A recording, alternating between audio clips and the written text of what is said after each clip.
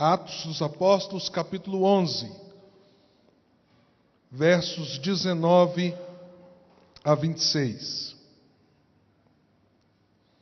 Diz assim a Escritura Sagrada: Os que tinham sido dispersos por causa da perseguição desencadeada com a morte de Estevão chegaram até a Fenícia, Chipre e Antioquia, anunciando a mensagem apenas aos judeus. Alguns deles, todavia, cipriotas e sirineus, foram a Antioquia e começaram a falar também aos gregos, contando-lhes as boas novas a respeito do Senhor Jesus. A mão do Senhor estava com eles, e muitos creram e se converteram ao Senhor. Notícias desse fato chegaram aos ouvidos da igreja de Jerusalém, e eles enviaram Barnabé a Antioquia. Este, ali chegando e vendo a graça de Deus, ficou alegre e animou a permanecerem fiéis ao Senhor de todo o coração. Ele era um homem bom, cheio do Espírito Santo e de fé, e muitas pessoas foram acrescentadas ao Senhor. Então Barnabé foi atrás de sua congregação, e quando encontrou, levou para Antioquia. Assim, durante o ano inteiro, Barnabé e Saulo se reuniram com a igreja e ensinaram a muitos. Em Antioquia, os discípulos foram pela primeira vez chamados cristãos. Vamos orar mais uma vez? Deus, o Senhor constituiu a tua igreja para ter um papel no mundo, à medida que o teu reino se expande pelas nações. Nós te louvamos porque nós somos parte dessa comunidade, desse povo. Mas nós somos chamados a olhar não para nós mesmos e vivermos em função de nós mesmos. Nessa noite, Senhor, desperta a nossa alma para entendermos como podemos ser uma igreja viva, vibrante, fiel e comprometida com a transformação de vidas, de cidades, de pessoas, de comunidades. Pedimos que o Senhor, ó Pai, desperte o nosso coração e a nossa alma. Só o Senhor pode fazer isso, através da Tua palavra e da ação do Teu Santo Espírito. É o que clamamos ao Senhor, em nome de Jesus. Amém. Há poucos dias atrás, na verdade há 2 semanas, eu estava participando da organização da Igreja Pedra Viva, primeira igreja que nasceu sendo congregação da Igreja Luz. E eu estava justamente ministrando essa mesma mensagem lá na igreja, e uma das coisas que eu disse na introdução da mensagem é que as igrejas, elas têm uma história única, como as pessoas. Ninguém pode viver a sua história, ninguém pode ter a sua história. Assim também são as igrejas. Elas começam e vivem uma trajetória histórica que é marcada de um modo único. Esses dias, por exemplo, na verdade, há uns meses atrás, eu tive a oportunidade de ir à cidade de Campo Mourão, fica lá no interior do Paraná, pregar para um grupo de jovens num acampamento. E lá junto ao acampamento me disseram, olha, todas as igrejas presbiterianas que foram plantadas aqui nessa região e nessas cidades, elas começaram a partir de uma igrejinha aqui da roça, na fazenda. E eu fiquei entusiasmado de conhecer aquela igreja pequena na fazenda. E andamos, eu e o pastor que havia me convidado para esse encontro, chegamos até lá na igreja. Lá eu conheci um irmão extraordinário, que está lá desde a fundação daquele trabalho. Ele é cego de nascença, sua irmã e seu irmão são cegos de nascença. Ele trabalha na roça, ele prega na igreja, ele toca acordeon, os hinos que a igreja canta, sozinho, sem a ajuda de ninguém. E aquele homem então começou a me contar as várias histórias que já haviam acontecido naquela pequena igreja no meio da zona rural. Como pessoas se converteram e saíram dali para outros lugares, fundaram, plantaram outras igrejas, e assim o reino de Deus tem uma história muito particular e peculiar a partir de uma igrejinha que está no meio de uma fazenda perto da cidade de Campo Mourão, no Paraná. E quando a gente vê essas histórias, isso traz para o coração da gente a percepção de que Deus usa as coisas fracas desse mundo para envergonhar as fortes. E eu me lembrei da história dessa igreja quando eu estava lendo sobre a igreja de Antioquia. Nós temos aqui nesse texto a narrativa do nascimento de uma igreja, numa cidade da Síria, região não tão distante assim da Judéia daquela época. A cidade de Antioquia era um centro importante.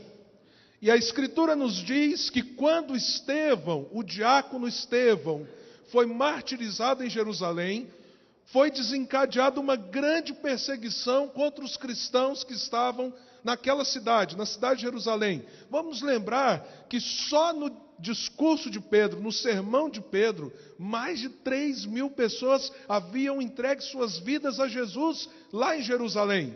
Mas agora a igreja estava sendo perseguida e as pessoas estavam fugindo para outras regiões.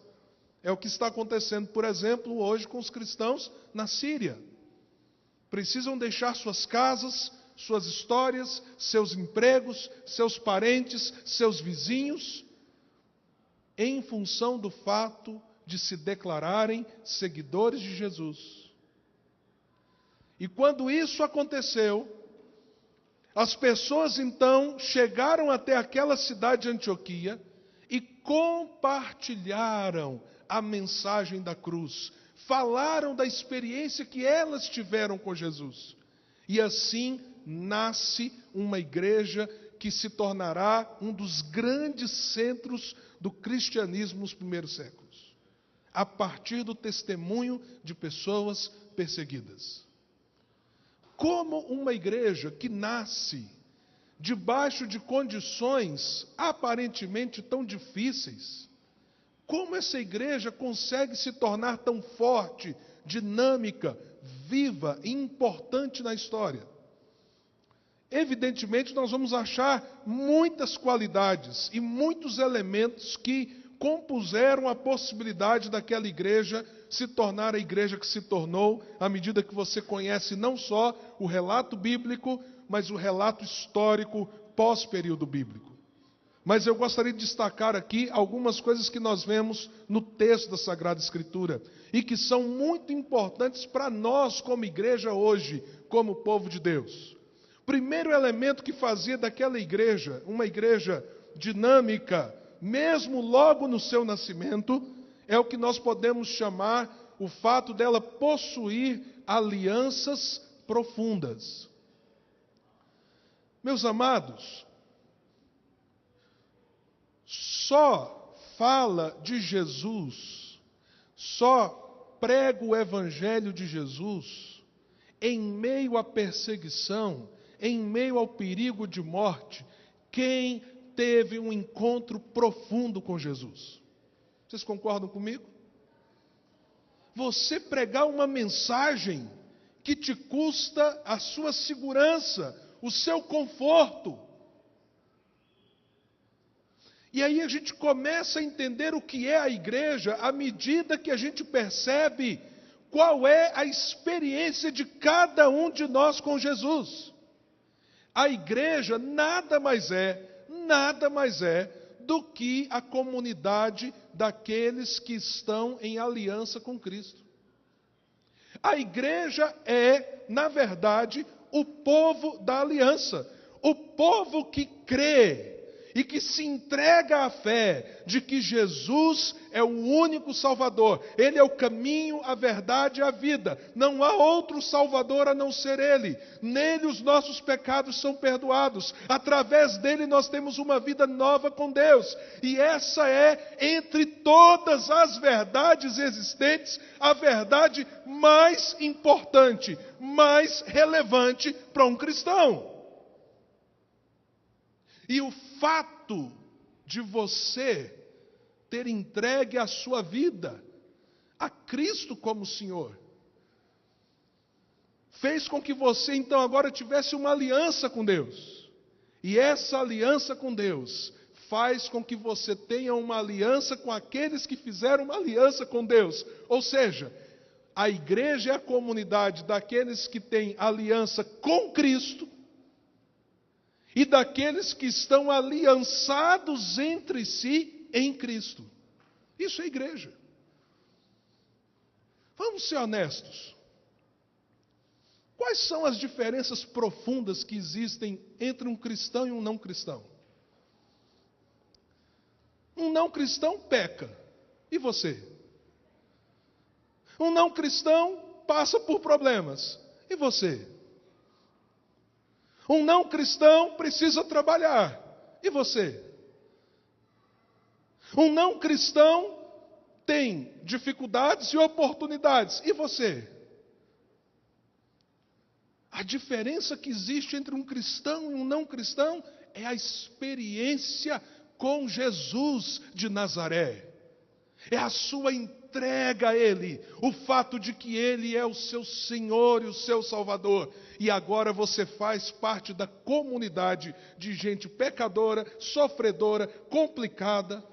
Tem uns mais bonitinhos assim que o outro, né? Uns mais esbeltos, outros mais gordinhos. Mas o que nos diferencia, de fato, de qualquer outra comunidade, partido político, associação e assim por diante, é que nós somos o povo da aliança com Cristo. Cristo é o nosso Senhor e o nosso Salvador, e isso nos conecta com Ele, com o Pai e uns com os outros. Isso é que nos dá identidade. E é o que define se você é ou não é igreja. Porque se você não tem essa aliança com Cristo, você pode vir à igreja, você pode se assentar na igreja, você pode se relacionar com as pessoas da igreja, mas você ainda não é igreja, porque igreja são as pessoas que se comprometem com Cristo como seu Senhor e o seu Salvador, e isso pode lhe custar a vida se for necessário. Isso é ser cristão, isso é ser igreja. Daí, o fato de que os nossos filhos precisam de uma experiência com Cristo. Eles não precisam de uma religião. Inclusive, ai de nós, se nós temos plantado no coração deles que a diferença deles em relação a qualquer outra pessoa é porque eles frequentam uma igreja, porque eles vêm aqui no culto, porque tem uma salinha, então fique indo na salinha, faça isso direitinho, que você então está bem com Deus. Os nossos filhos precisam ouvir que o coração deles precisa estar rendido a Jesus como Senhor das suas vidas. Porque nós somos o povo da aliança com Cristo, daqueles que creem que Ele é o único e verdadeiro Salvador e não há salvação em nenhum outro nome. Qualquer relevância que possamos ter, nasce dessa verdade.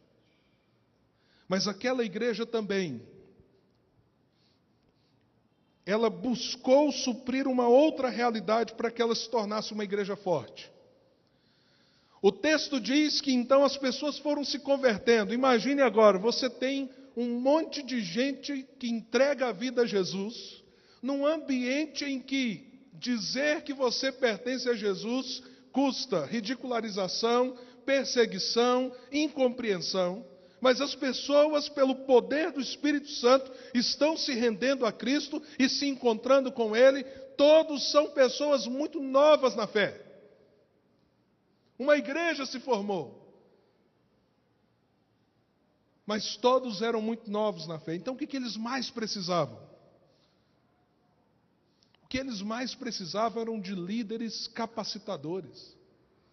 De gente mais experiente na caminhada com Jesus, que pudesse ajudar aqueles cristãos tão inexperientes, tão novos na sua jornada, na sua caminhada. Então o que acontece segundo a palavra de Deus? A notícia chega em Jerusalém. Existem muitos cristãos novos na fé em Antioquia.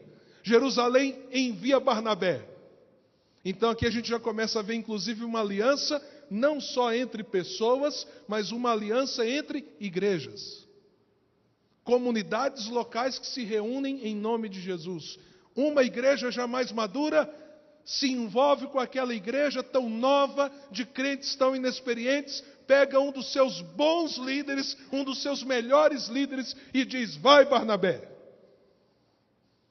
E a Escritura descreve Barnabé como um homem cheio de fé, um homem de um coração bondoso, cheio do Espírito Santo. E quando Barnabé chega na cidade de Antioquia, começa a conversar com os cristãos daquela cidade, ele percebe uma coisa: a tarefa aqui não é só para mim. Eu preciso de ajuda. Eu preciso de mais gente com liderança, gente que tem condições de me ajudar a caminhar com esse povo novo em Jesus, esse pessoal que entregou a vida a Jesus agora. E ele sai então de Antioquia e vai para Tarso. Tarso era a cidade de um tal de Saulo, que antes era um perseguidor do Evangelho, mas que se converteu, vocês lembram? Literalmente caiu do cavalo, indo para a cidade de Damasco, teve um encontro com Cristo, e naquela época, quem foi que o apoiou? Quem foi que o acolheu? Quem foi que o ajudou? O próprio Barnabé. A maioria dos historiadores dizem que passaram-se 14 anos entre a conversão de Saulo e esse momento que Barnabé vai a Tarso. E ele vai lá para quê? Para pegar agora um homem que era um crente mais experiente, que foi lapidado por ele, que ele investiu na sua vida, e diz: Saulo, vem comigo, nós temos uma tarefa muito grande, nós temos que ajudar os cristãos novos que estão lá em Antioquia, nós temos que ajudar aquela igreja a crescer. Então você tem ideia da importância de um líder capacitador? De alguém que pode aglutinar outros e dizer: meu irmão, eu vou caminhar com você, eu vou investir na sua vida, eu vou pagar um preço por você, para que você cresça em Jesus. Há um nome bíblico para isso. Chama-se discipulado. E por que Barnabé, Saulo e os homens, apóstolos do Senhor e presbíteros da igreja de Jerusalém, sabiam que aquela igreja precisava de discipulado, precisava de líderes, discipuladores, capacitadores? É simples, porque eles aprenderam com o modelo daquele que é o Senhor da igreja, eles aprenderam com o Senhor Jesus, porque a igreja nasce a partir de homens e mulheres que foram discipulados, segundo aquilo que o próprio Senhor Jesus fez.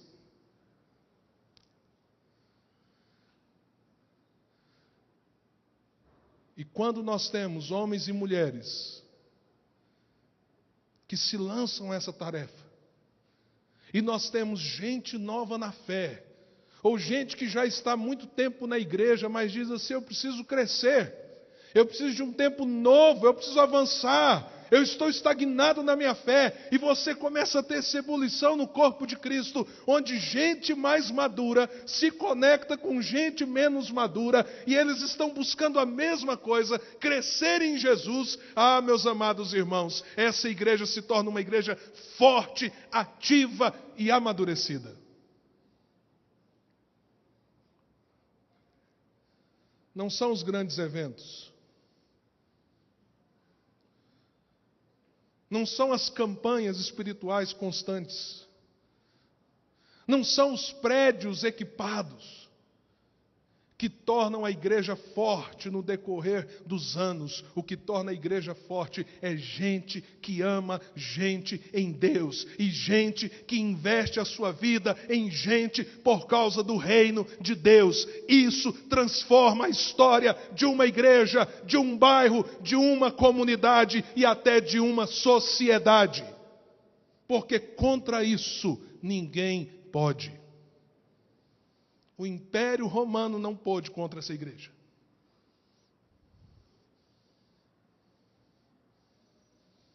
Daí a preocupação nossa, como Igreja Luz. Nós nascemos comprometidos com o discipulado. E se um dia eu ficar doido, falar qualquer coisa contrária disso, vocês, por favor, me tirem do pastorado dessa igreja. Se um dia eu chegar e falar assim: gente, esse negócio de discipulado não é o caminho. Em nome de Jesus, faça um movimento e arranque o pastor.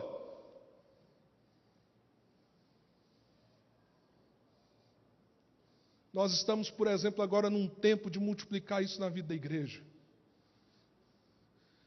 Há uns anos atrás nós preparamos alguns líderes, capacitamos alguns líderes, eles têm caminhado com as pessoas, não com toda a comunidade, porque nós não damos conta ainda.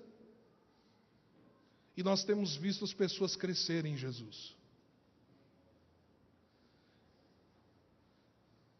E agora nós estamos num momento em que nós estamos vendo Deus multiplicar esse processo novamente na vida da igreja.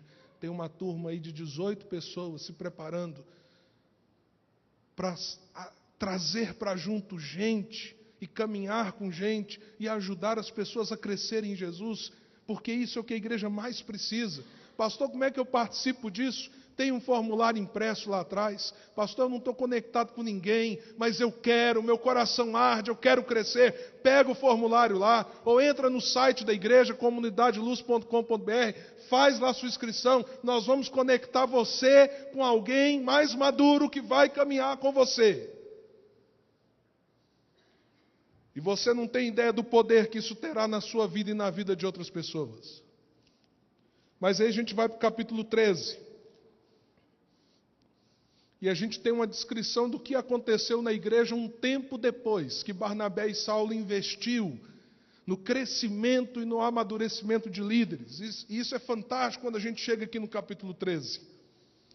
Na igreja de Antioquia, olha, nós saímos do 13. Mas aqui é um tempo. Não sabemos se é um tempo tão longo, aparentemente não. Aparentemente é o fruto do ministério de 2 anos de Barnabé e Saulo naquela igreja. Mas você passa para o capítulo 13 e olha o que a Bíblia diz. Na igreja de Antioquia havia profetas e mestres: Barnabé, Simeão, chamado Lígia, Lúcio de Cirene, Manaém, que fora criado com Herodes o Tetrarca, e Saulo. O que começou a acontecer? Já não tinha apenas agora 2 líderes. Houve uma multiplicação de homens preparados. E a igreja se tornou forte. Enquanto adorávamos o Senhor e jejuavam, disse o Espírito Santo: separe-me Barnabé e Saulo para a obra a que os tenho chamado. Assim, depois de jejuar, impuseram-lhes as mãos e os enviaram. E aqui a gente vê 2 outras coisas que precisa aprender com essa igreja. Além do fato de que a base, o alicerce da igreja é a aliança nossa com Jesus. Nós somos o povo da aliança. E de que para sermos uma igreja forte precisamos ter líderes capacitadores, senão sempre seremos imaturos e desqualificados para a obra do reino. Nós aprendemos com essa igreja que à medida então que eles viveram debaixo dessa aliança em Cristo e eles treinaram líderes, prepararam pessoas, eles desenvolveram também uma espiritualidade verdadeira. O texto nos diz que esses líderes estavam orando e jejuando e adorando. E com certeza isso era algo que se multiplicava naquela comunidade. Uma igreja forte, viva e atuante, é uma igreja que precisa viver as disciplinas espirituais. Ela precisa amar a palavra, ela precisa amar a oração, ela precisa ter o coração cheio de adoração.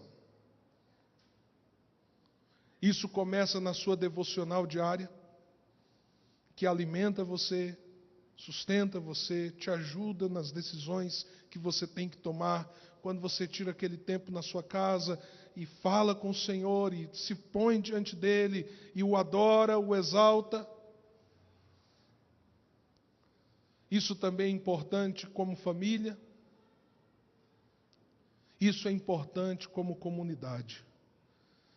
Eu tenho dito para minha esposa Nair, eu quero preparar, eu vou ver um momento adequado, mas eu acho que nós precisamos, como igreja, parar para entender a teologia do culto.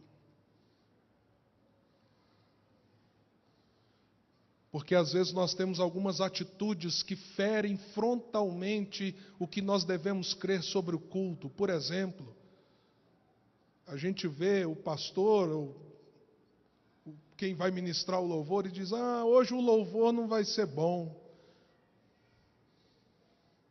Ou, hoje? Quem vai pregar hoje na igreja? O pastor fulano? Acho que eu não vou não. O que é culto para você? O que significa você sair da sua casa e vir aqui para adorar? Será que nós temos consciência, em termos de espiritualidade, o privilégio que temos de nos reunir e nos congregar e adorar o nome do Senhor Jesus como comunidade da fé, o valor que isso tem?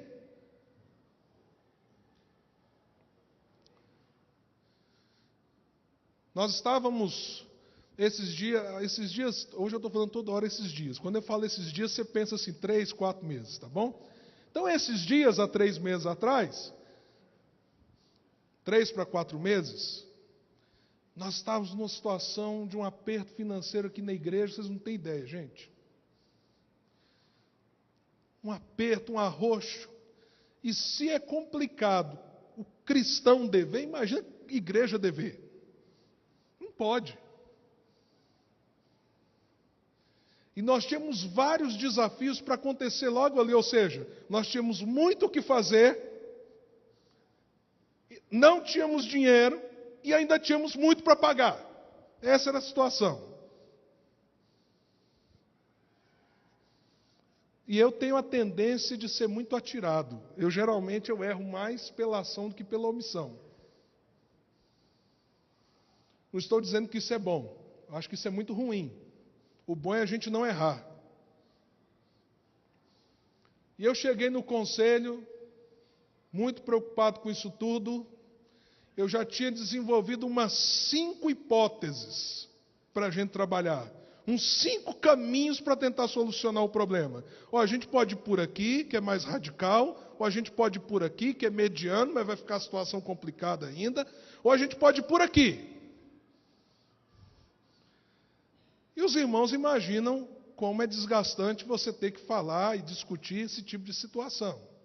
E nós estamos ali começando a conversar, de repente um dos presbíteros falou assim, nós temos que fazer uma coisa. E eu virei para ele e falei assim, o que, meu irmão? Ele falou assim, orar. Foi como se ele tivesse me dado um direito espiritual, né, direto no nariz. Puf! Tão óbvio.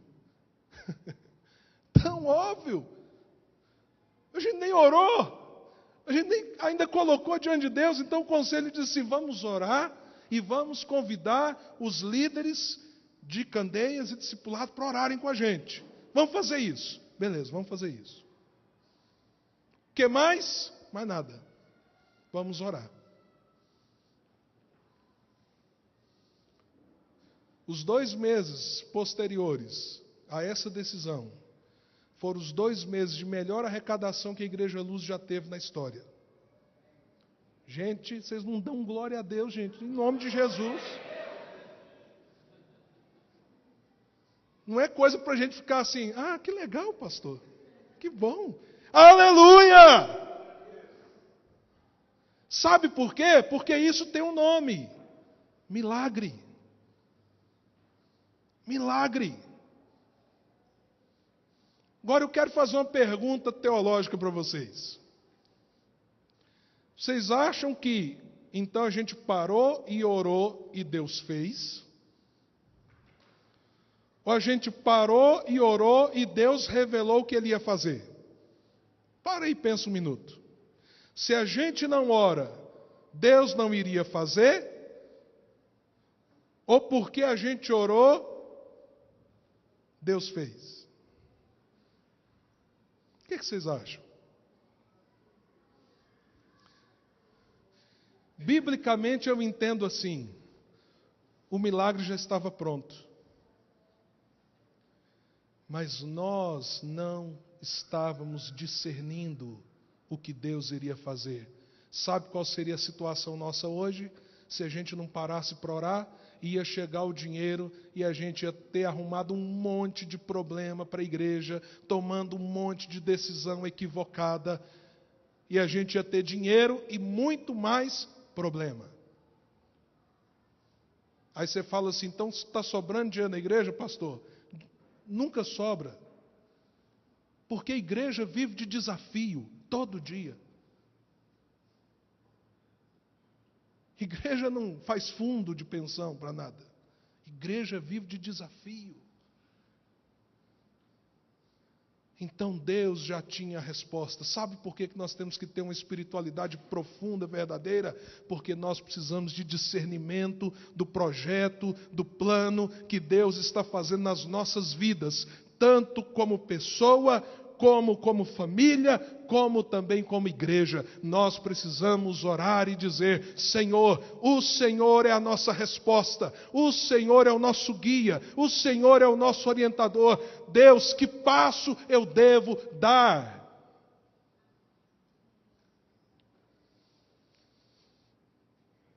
Quando nós não agimos assim, nós nos embaraçamos em nós mesmos. Por isso nós precisamos tanto de vida com Deus, diária, vida com Deus em comunidade. Por último, aquela igreja cujos líderes oravam e adoravam o Senhor, aquela igreja então agora recebe um desafio. E aqui ela responde com esse quarto elemento tão importante para a igreja ser viva e atuante no mundo. Você imagina só, eles começam a orar. E o Espírito Santo diz ao coração deles: vocês vão separar agora então Barnabé e Saulo. Ou seja, o Espírito Santo diz para eles: vocês vão tomar os 2 principais líderes que vocês têm e vocês vão enviar. Porque há uma missão a ser feita. O Espírito Santo não falou assim: olha, vocês precisam muito desses 2 pastores, eles investiram na vida de vocês, a igreja, nossa, pensa só se esses 2 saírem, o que vai acontecer com a igreja vai sofrer, então separe lá os outros 2. Não, separe para mim Barnabé e Saulo para a obra que eu tenho reservado. Isso significava para aquela igreja um grande sacrifício. Um grande sacrifício. E aqui vem o elemento que nós precisamos, meus irmãos. Se nós queremos ser uma igreja viva e atuante na sociedade, nós temos que ser uma igreja missional, comprometida com o reino de Deus. O nosso compromisso primeiro, principal e mais profundo é com a expansão do reino de Deus sobre a terra. E diz a Escritura, verso 3 do capítulo 13, assim depois de jejuar e orar, impuseram-lhes as mãos e os enviaram. E se você continuar lendo o livro de Atos, você vai ver o Evangelho se expandindo, chegando a cidades muito distantes, o reino de Deus sendo proclamado, gente se tornando discípula do Senhor Jesus. E eles voltam da primeira viagem e dizem tudo o que Deus havia feito. E você continua lendo depois como aqueles homens continuaram fazendo a missão de Deus sobre a terra.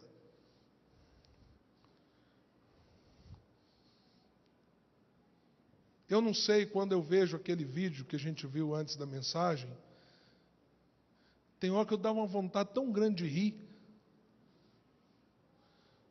Aquele tanto de gente crente dentro de um ônibus, fazendo um safari na comunidade, vendo o povo como vive, e dizendo: oh, não envolve muito não chega muito perto. Dizem que a ironia sempre é uma parceira do elemento cômico, né? Acho que dá vontade de rir pela ironia. Mas quando passa a graça, dá vontade de chorar. Porque às vezes nós somos assim. Nós temos a mensagem de poder. A Bíblia diz: o Evangelho é o poder de Deus para a salvação daquele que crê. Se há alguém aqui que não se rendeu a Jesus, o Evangelho é o poder de Deus para mudar a sua vida, mudar a sua história. Porque se alguém está em Cristo, ele é uma nova criatura. As coisas antigas já passaram. E quando você rende a sua vida a Jesus, tudo muda. Parece que nada muda. Lembra o que eu falei? Você continua tendo luta, você continua tendo sofrimento, você continua tendo os problemas que às vezes você tem dentro de casa. Parece que nada muda, mas na verdade tudo mudou, porque agora o seu plano é um plano de vida eterna, e em todas as circunstâncias, desde as menores até as maiores coisas da sua vida, Jesus passou a estar ali, e ter Jesus ao lado muda tudo, tudo. Me prova, pastor. É simples. Vai num hospital em que você tiver 2 pessoas morrendo de câncer, 2 pessoas terminais morrendo de câncer, cheia de dores, a mesma situação. Uma tem Cristo e a outra não tem. Converse com essas 2 pessoas para você ver a diferença que Cristo faz na história de alguém. Ele não é um acessório. E nós temos essa mensagem que transforma tudo. E as pessoas estão ao nosso redor. E nós fomos chamados, irmãos, para o privilégio que a Bíblia diz que os anjos gostariam de ter. Você queria conhecer um anjo? Um anjão? Um anjo dos grandes, assim, um Gabriel? Já pensou o Gabriel te visitar? Bom, geralmente quando ele visitava, a primeira coisa que ele tinha que dizer era assim: não temas. Porque o bichão impõe respeito. Então já tem que chegar prevenindo: não temas, não tenha um infarto, eu sou Gabriel da parte do Senhor. Você já pensou? Você queria conhecer? Aí de repente você conhece o Gabriel, anjão poderoso. Aí você fala assim para o Gabriel: Gabriel, tem alguma coisa que eu vivo que você queria viver? Tem alguma coisa que eu posso fazer que você gostaria de fazer? Por exemplo, eu como picanha. Você acha que você sente falta de comer picanha? Não sei, né? Não sei se anjo come essas coisas. Se você fizesse essa pergunta para Gabriel, sabe o que ele ia dizer para você? Ah, tem uma coisa que você pode fazer, que eu anseio com toda a minha alma, mas eu não posso.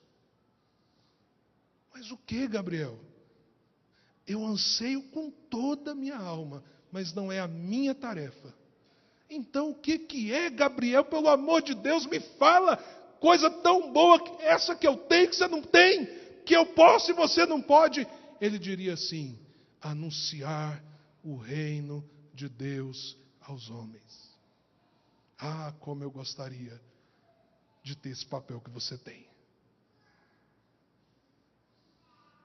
Como eu gostaria.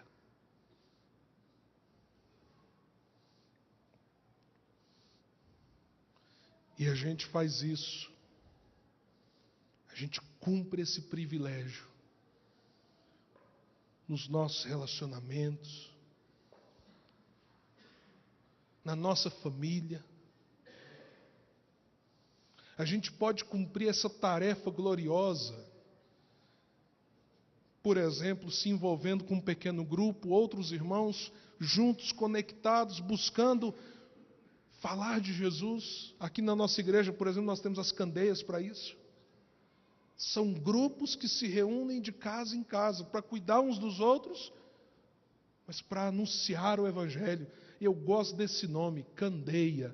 Agora a Bíblia diz assim: não pode pôr a candeia debaixo da cama.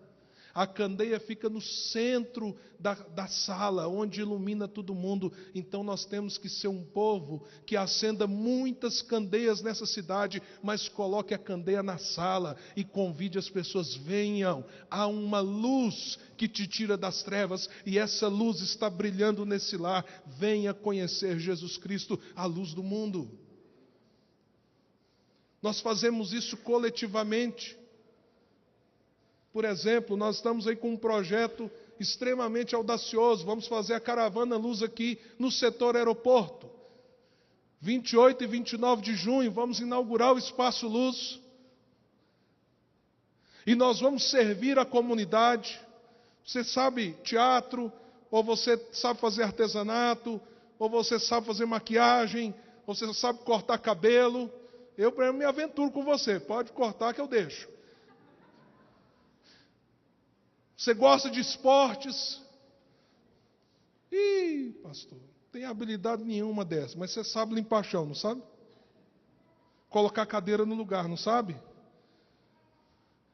Nós vamos dia 28 e 29 de junho, como igreja, testemunhar no centro dessa cidade, um dos lugares mais centrais que é o setor aeroporto, o amor de Jesus, que nos chamou e nos transformou através da Caravana Luz. Se envolver nesse tipo de coisa não é fazer favor para ninguém. Eu costumo dizer o seguinte: cristão tem que ser doido mesmo. Tem uma taxa de R$50 para você pagar, que vai cobrir sua camiseta, vai cobrir sua comida. Você vai trabalhar igual um doido no final de semana, estou avisando, você vai chegar cansado na segunda-feira do seu trabalho. Mas cristão é louco, sabe por quê? Você vai chegar feliz, dizendo assim: eu servi pessoas, eu abençoei pessoas, e eu testemunhei de Jesus nesses dias. Se isso não faz o seu coração ansiar, alguma coisa você tem que repensar, meu querido, minha querida.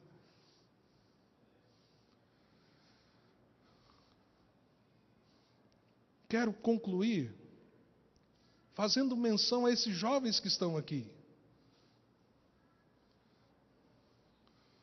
que vieram de muito longe.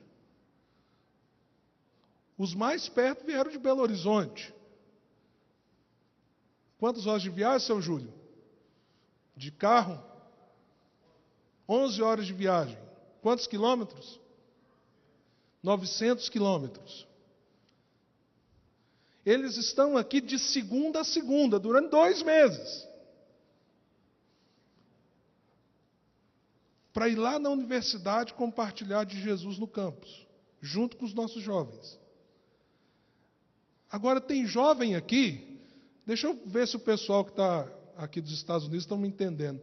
Qual de vocês vem do lugar mais longe, mais ao norte, nos Estados Unidos?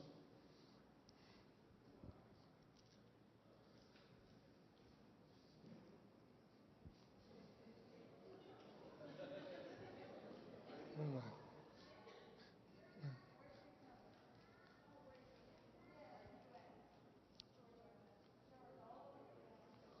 Tem alguém que não é da Geórgia?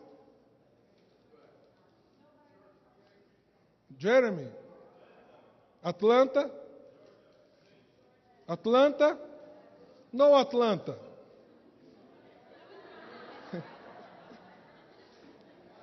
Vocês viram como meu inglês é bom, gente? Não Atlanta? Não Atlanta? É uma coisa maravilhosa. Michigan? Você tem ideia de quantos quilômetros Michigan está daqui? 16 mil quilômetros.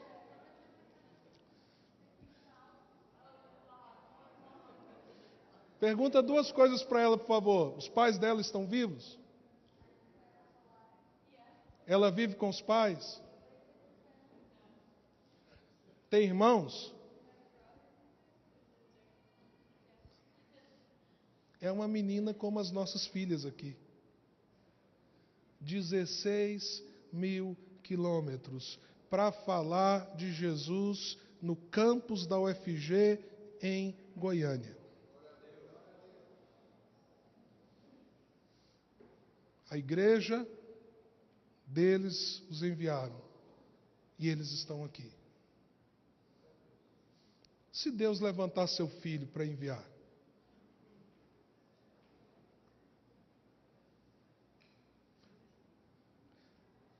pastor, a igreja tem que ser missionária mesmo. Se Deus mandar o seu filho, se Deus mandar você, nós precisamos confrontar o nosso coração. Talvez Deus nunca vai tirar você daqui. Mas a questão é, Jesus, nós temos uma aliança profunda com Ele, que vale a vida e até a morte. Nós estamos abrindo a nossa vida para crescermos em Jesus através de líderes capacitados que caminhem conosco. Nós temos disposição para isso, para ter a vida potencializada para a glória de Deus. Nós estamos dispostos a gastar mais tempo com Deus numa vida espiritual verdadeira e dizer para o Senhor: Senhor, estou aqui. O Senhor faça da minha vida o que o Senhor quiser. Me leva para onde o Senhor quiser, mas eu quero contribuir com o teu reino. Seu coração está aberto para isso? Eu quero viver para a glória do teu reino. Cadê o Maico? Pedi a Nair para vir aqui.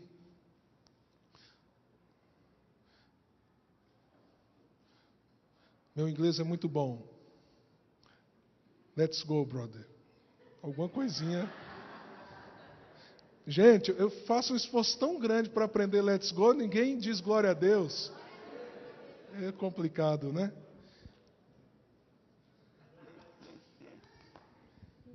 Fala para o Mike que ele fique à vontade para dar um testemunho do que Deus está fazendo lá no campus. Yeah, so take your time Okay. to share a bit what God's doing Okay. in the campus. Uh, Just speak slowly, okay? Say, I'll ask you to say one Okay. sentence and stop so I can translate. Is that okay? yes. My name is Michael, and I just want to share a few things of what God has been teaching me. Meu nome é Michael, and the microphone's not working. Oi. Oi.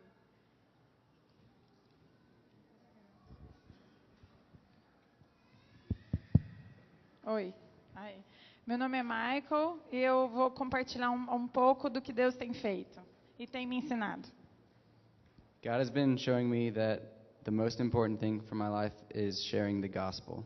Deus tem me ensinado que a coisa mais importante na minha vida é compartilhar o Evangelho. This is not only with words, but also with how you live your life and treat one another. Not only with words, but also Isso não quer dizer que é só com palavras, mas com a forma como eu vivo a minha vida e com aquilo que eu faço. the most powerful way to share the gospel is by loving one another. O meio mais poderoso de compartilhar o Evangelho é amando uns aos outros. I've been going on the campus to try to create relationships with students at UFG. Nós temos ido ao campus da UFG para tentar criar relacionamento com os estudantes de lá. I'm trying to show the students that I care about them, not that I just want to see them become a Christian. E eu tenho tentado mostrar aos estudantes que eu me importo com eles, que eu não quero somente fazê-los se tornarem cristãos. Building sincere relationships is the best way to share the gospel with others. E eu tenho visto que criar relacionamentos, construir relacionamentos sinceros é a melhor forma de compartilhar o Evangelho. I'm trying to gain their trust so that I can share my life and my faith with them in a deeper way. O que eu tenho tentado fazer é conquistar a confiança daqueles estudantes para poder compartilhar a minha vida e o Evangelho de um modo mais profundo. At first, it seemed like no one was very interested in having a friendship with me. No começo parecia que ninguém estava interessado em ter uma amizade comigo. But this past week, I have become especially close with two guys on campus. Mas nessa última semana eu me aproximei especificamente de 2 caras do campus. And I'm praying that God will give me more opportunities to share my faith with them. E eu tenho pedido a Deus que me dê mais oportunidades de poder compartilhar a minha fé com eles. God wants all of us to use our relationships to share the gospel. Deus quer usar todos nós, usar os nossos dons para compartilhar o Evangelho com as pessoas. All you have to do is be willing. E tudo que vocês têm que fazer, que nós temos que fazer, é estar dispostos a isso. Thank you. Muito obrigada.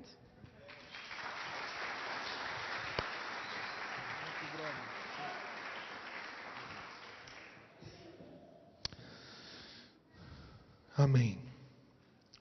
Quero deixar alguns desafios práticos para você. Se você ainda não vive uma experiência de discipulado, abra o seu coração para caminhar com outra pessoa e deixar alguém te ajudar nessa jornada. Você tem a ficha ali, você pode fazer uma pré-inscrição pelo site, você pode conversar com as pessoas que estão vivendo essa experiência, mas não perca essa oportunidade. Segundo desafio para você: participe de uma candeia. São grupos que estão reunidos nas casas, que a gente pode levar um amigo não cristão, que a gente pode dizer assim: olha, vamos na casa tomar um lanche, e lá a gente vai orar, ler coisas da Bíblia, e eu queria levar você. E é um lugar onde você vai ser cuidado e pastoreado. Queria que os líderes de candeias levantassem a mão, os que estão hoje conosco nesse culto. Por favor. Esses irmãos aí lideram candeias. E alguns estão servindo lá no departamento infantil, fazendo a janta para a gente hoje à noite e assim por diante. Terceiro desafio prático. Vamos impactar o setor aeroporto nos dias 28 e 29 de junho. Usando os dons, os talentos, as oportunidades que existem no nosso meio.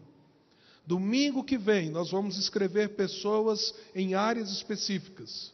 Trabalhar com criança, ajudar com oficinas, ajudar na limpeza na organização, ajudar com esportes, na área de saúde, consultoria jurídica.